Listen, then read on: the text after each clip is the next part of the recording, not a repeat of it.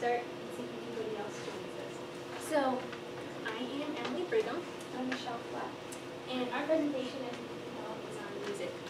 So, like a lot of the things today that you've heard about, either in the keynote sessions or in the breakout sessions, might have been new things. But music is something that we're all pretty familiar with. We hear it whether we're grocery shopping or driving in the car. It's a part of our everyday life. Everybody's got their favorite song and their favorite artist. So it's not something that's new to you. But how often do we think about music as communicating something? So it's not just something that's in the background, but it's actually communicating something through the sounds. And we can also think about music as communicating between cultures. So it's not just in our own culture, but it can communicate between cultures. And that's what our presentation is on.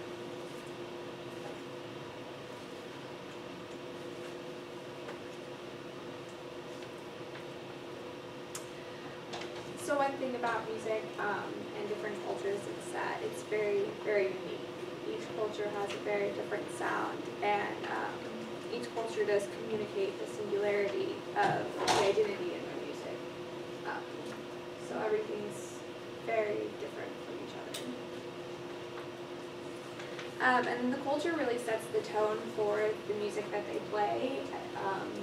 Each rhythm and the color of the music and the sound of it is very different with each culture.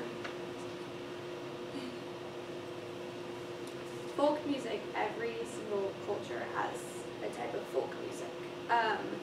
It's really whatever instrument that they have available to them is what they play. Like in America, there was the banjo, and then in other countries they have the drums.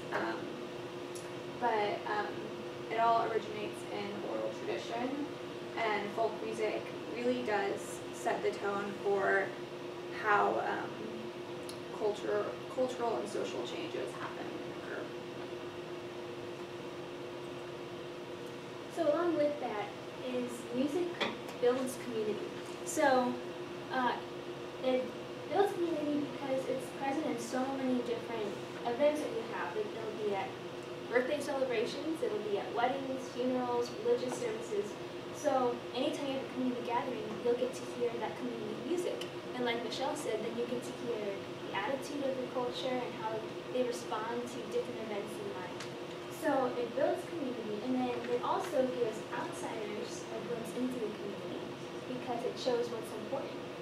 This quote says, "It can be found in the most diverse contexts, sacred or profane, classical or popular, closely connected to work or entertainment. There are also political or economic dimensions to music, and it can encounter a community's history." So back in like the medieval and Renaissance times, there were minstrels that traveled from town to town, and that is how they reminded people of their history. And so even today, even if we in America don't have people traveling from city to city singing about history, we have music from different time periods that reminds us about our own history, and we can go to other people's cultures and learn about their community and their history. So there's a quote by the author Victor Hugo: "Music expresses that which cannot be put into words and that which cannot remain silent."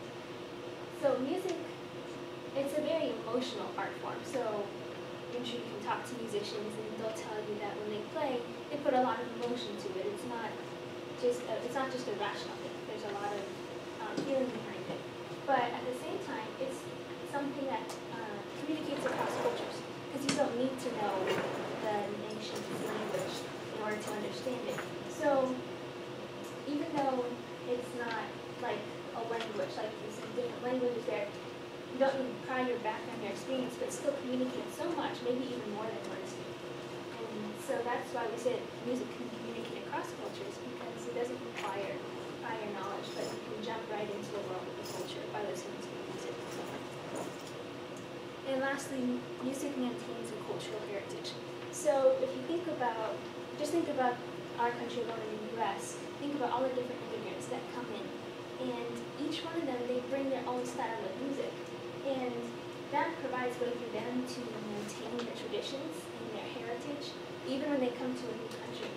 It's something familiar that they can build a new life on.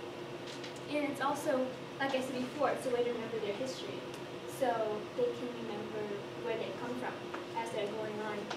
And this music also becomes part of their new homes then. So if you think about American music, it has bits and pieces of lots of different countries. So a very American instrument that Rochelle mentioned, which is the banjo, actually didn't come from America. It originated from Africa, and the slaves brought it with them. Or some of the folk music in the Appalachian Mountains that came from the Irish that came over, and they brought their folk tunes and their folk instruments. So it's neat because you can see in our country how our style of music has been influenced by so many different cultures around the world. And it's a way for people to both maintain what they know and to contribute something to the life.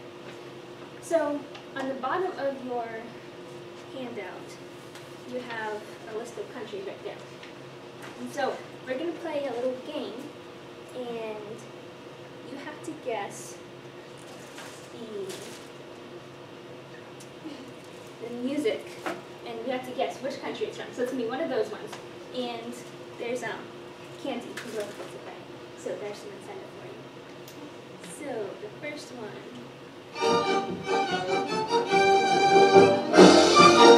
Is that America? Ah, Israel. I second guess myself. Okay. Alright, so nobody gets candy for that.